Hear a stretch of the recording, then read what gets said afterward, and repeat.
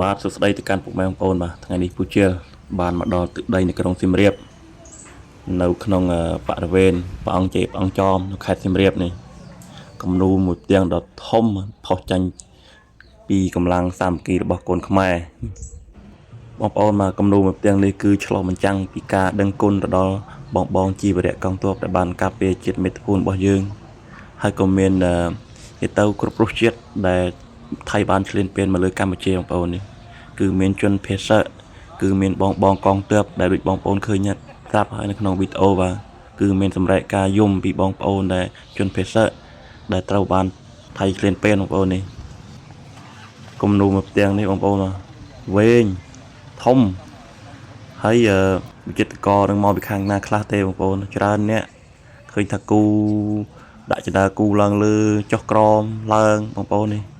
ច្រើនមែនទែនបងប្អូនបាទក៏ដូចជា fan ពូជាបានឃើញផ្ទាំងគំនូរនេះនៅផ្ទាំងគំនូរនេះនៅក្នុងព្រះអង្គជេព្រះអង្គចោមបងប្អូនបាទនេះគំនូរមួយផ្ទាំងនេះបងប្អូនបាទគឺឆ្លោះបញ្ចាំង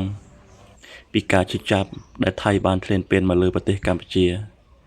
គឺជាពិសេសគឺបងជីវរៈកងទ័ពដែលបានការពារ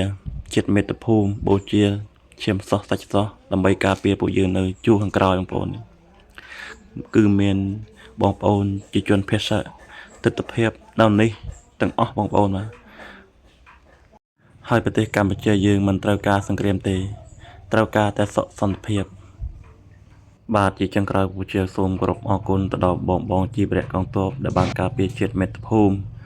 ការពារបងប្អូនដែលនៅជួរក្រោយទាំងអស់អរគុណ